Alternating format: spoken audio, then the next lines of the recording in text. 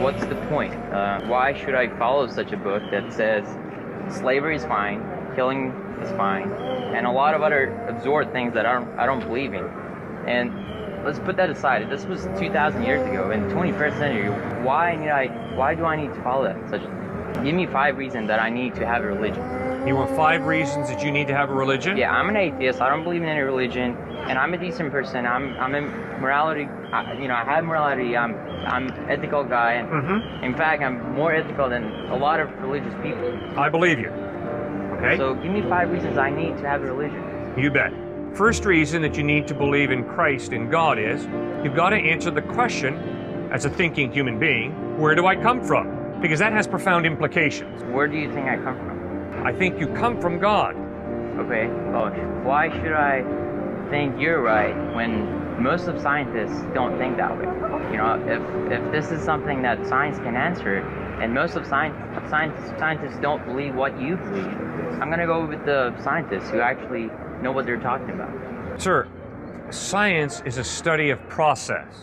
Right. How the organism works.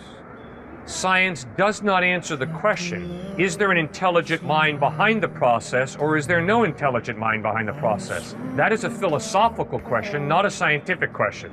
And if any scientist stands up in class and says, I can scientifically prove that God exists, you better tell their department head. Exactly. Equally, if some scientist stands up in their class and says, science proves that God does not exist, you better also hand them into their department head. Science is not concerned with the question, does God exist or not? Right. That is a philosophical, theological question. Right. Let me give you an example. Scientists are not claiming there is a God, and you guys are the people who are claiming there is such a thing. It's like I say there's a chocolate under that table. Well, I'm claiming that. I'm the one who has to prove that. You shouldn't disprove that there is no chocolate under the table. You're claiming there is a God, so you're the one who needs to prove to me that there's a God. That's another question, sir. I'm trying to answer your first question, and I respect you, and that's why I'm trying to, the best of my ability, to answer your first question. You asked me to give you, and we'll get to the science issue if you want to, all right? But your first question was, give me 5 reasons why this is important that I should believe in Christ, in God. And my first point was, you have to answer the question, we all do, where do I come from? Why? Because if I'm a cosmic accident, then to argue that I have worth, value, and significance is a joke.